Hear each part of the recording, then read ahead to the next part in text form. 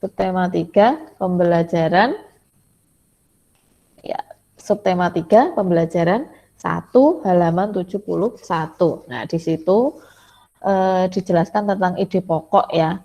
Pokoknya dieling-eling, diingat-ingat ide pokok itu letaknya ada di kalimat utama. Setiap paragraf dalam bacaan itu pasti ada ide pokoknya. Tuh. Setiap paragraf pasti ada kalimat utamanya. Nah, ide pokoknya ada di dalam kalimat utama tersebut. Intinya cuma itu. Kalau kalian masih bingung, kalian itu harus lebih banyak membaca bacaannya itu dengan pokoknya dengan teliti gitu ya, harus dibaca. Tuh. Langsung lanjut halaman 72.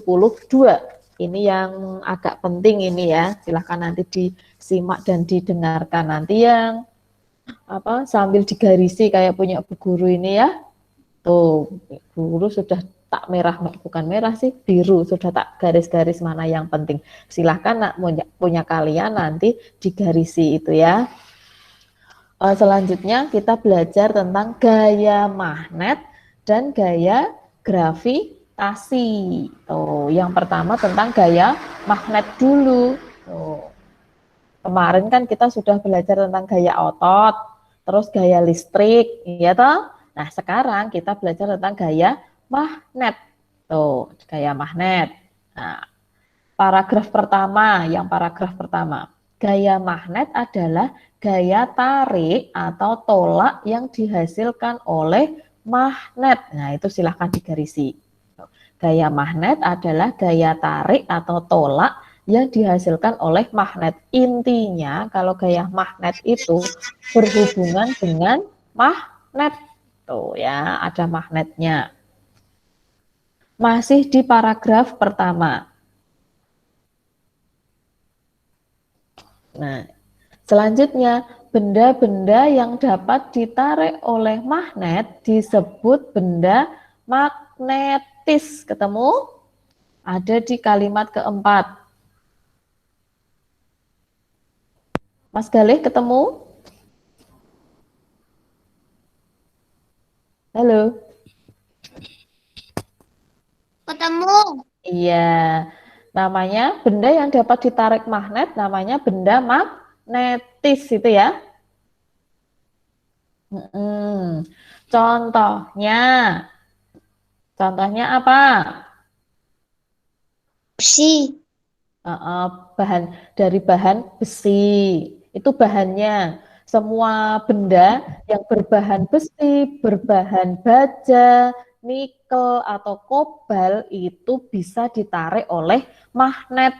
Contoh bendanya itu ada pisau, itu kan dari besi toh. Kemudian Paku. ada baut, Paku. paku, mur. Tuh, itu bisa ditarik oleh magnet itu. Bahannya karena dia berbahan dari besi itu tadi, besi atau baja itu. Nah, kalau benda yang tidak dapat ditarik magnet namanya disebut benda apa? Non magnetis. Iya, benda non magnetis itu di situ juga ada. Ini silahkan digarisi ketemu. Benda yang tidak dapat ditarik magnet disebut benda non magnetis. Tuh. Contohnya, nah bisa berbahan logam tapi bisa juga berbahan non logam. Ini bahannya ya, bukan contoh bendanya ya. Kalau yang berbahan logam itu tembaga, aluminium, timah itu benda non magnetis. Kalau yang non logam ada kaca, tanah, plastik, terus kayu, kain itu non logam. Itu tidak bisa ditarik oleh magnet gitu ya. Sambil didengarkan ya. Lanjut kita ke paragraf yang kedua. Tuh, paragraf kedua sudah digarisi ya. Nah, magnet itu punya dua kutub yang saling berlawanan. Kutub apa dan apa? Utara selatan. Iya, utara dan selatan. Kalau disingkat, utara itu U, selatan itu S, S. gitu ya. Yang lainnya menyimak ya. Nah, itu silahkan garisi, yaitu kutub utara dan kutub selatan, U dan S. Kayak ada di gambar itu loh. Itu kan biasanya kalau kita punya magnet itu nggak ada tulisannya sih, itu kan hanya sebagai mempermudah saja. Nah, lanjut ke paragraf ketiga. Nah, ini tentang magnet. Kalian pernah bermain magnet? Pernah. Oh, kalian pasti tahu. Nah, ketika dua kutub itu didekatkan, punya dua magnet, tuh ya, punya misal ini magnet, tapi Bu Guru nggak punya magnet. Misal ini magnet ya. Ketika dua kutub ini utara, sama-sama utara, didekatkan, dia akan tolak menolak, tidak mau. Nek podo utara dan utara atau selatan dengan selatan, dia tidak mau, tidak akan tolak menolak namanya. Tuh. Tapi kalau ini utara, ini selatan, dia akan menempel atau tarik menarik. Tuh. Intinya di paragraf keempat itu, paragraf ketiga. Apabila kutub yang sama dari dua buah magnet atau lebih didekatkan, terjadi gaya tolak menolak. Sebaliknya, jika kutub yang berbeda dari dua magnet didekatkan, terjadi gaya tarik menarik. Ketemu ya? Iya. Sambil didengarkan, sambil digarisi ya. Mas Gale, halo. Malah mainan rambut. Ya, ketemu? Oke, itu ya. Pokoknya intinya kalau dua kutub yang sama didekatkan akan tolak menolak, tidak mau gitu. Tapi kalau dua kutub yang berbeda akan tarik menarik gitu ya. Nah, sekarang yang paragraf keempat bagian bawah itu. Daerah sekitar magnet yang masih terpengaruh gaya magnet disebut Medan magnet. iya, medan magnet. Kayak gambar itu loh, kayak gambar di gambar 3.2. Nah, yang garis-garis lengkung itu adalah gaya apa namanya?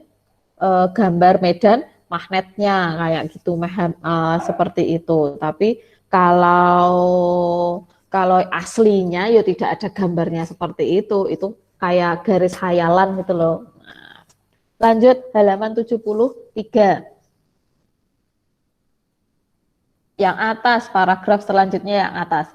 Gaya magnet dapat menembus benda-benda tertentu. Kekuatan menembus gaya magnet dipengaruhi oleh kekuatan magnet, jenis benda penghalang, tebal tipisnya penghalang, serta jarak magnet dengan benda. Intinya itu ya, magnet itu bisa menembus. Tuh, kamu kan pernah kayak apa namanya? Mungkin di kertas gitu, di atasnya ada magnet, terus di bawah ada magnetnya, terus kalian obah-obah ke yang di bawah, yang atas ikut obah gitu toh. Nah, itu apa namanya? Itu artinya gaya magnet bisa menembus benda, tapi ada apa namanya ya?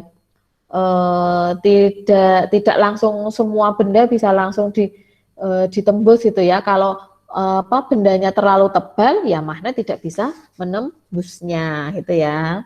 Tergantung dengan kekuatan magnetnya. Nek magnetnya kecil ya dia tidak bisa menembus benda.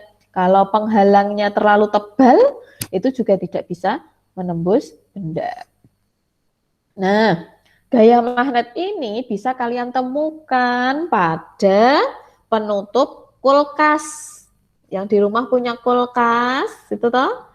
Kan kalau buka nutup itu di pintu, di pinggirnya itu pintu, itu adalah ada magnetnya supaya bisa rapet itu toh kulkasnya. Nah, ada juga yang kotak pensil. Kotak pensilnya yang ada magnetnya. Nah, itu bisa juga untuk memanfaatkan gaya magnet tuh. Nah, itu ya tentang gaya magnet. Nah, sekarang gaya gravitasi yang kedua, gaya gravitasi. Langsung ke paragraf yang kedua.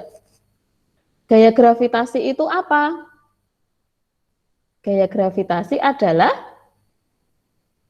Tarik menarik antar benda. Coba Mas Gale, gaya gravitasi apa? Lah gue.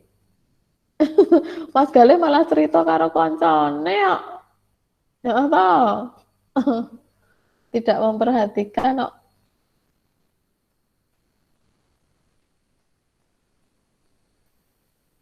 Apa Mas Gale? Mas Excel coba. Gaya gravitasi adalah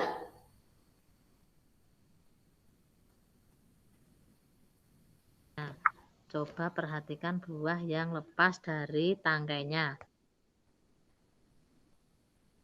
oh ya, gaya gravitasi adalah gaya tarik-menarik antar benda yang memiliki massa. Massa itu kayak berat gitu loh. Nah, yang lebih mudah kita lihat adalah gaya gravitasi bumi. Gaya gravitasi bumi itu adalah gaya tarik-menarik benda yang dekat dengan bumi. Contohnya kita kan paling dekat dengan bumi toh. Nah, kenapa kok kita bisa bisa ini berjalan-jalan, bisa berlari, bisa tetap ada di bumi karena kita ditarik oleh gaya gravitasi bumi. Makanya kita bisa tetap tinggal di bumi. Nah, kalau mereka yang tinggal di luar angkasa itu toh melayang-layang kayak pernah lihat Upin Ipin yang cerita tentang astronot. Nah, Kan Upin Ipin melayang-layang itu ya, karena dia jauh dari bumi.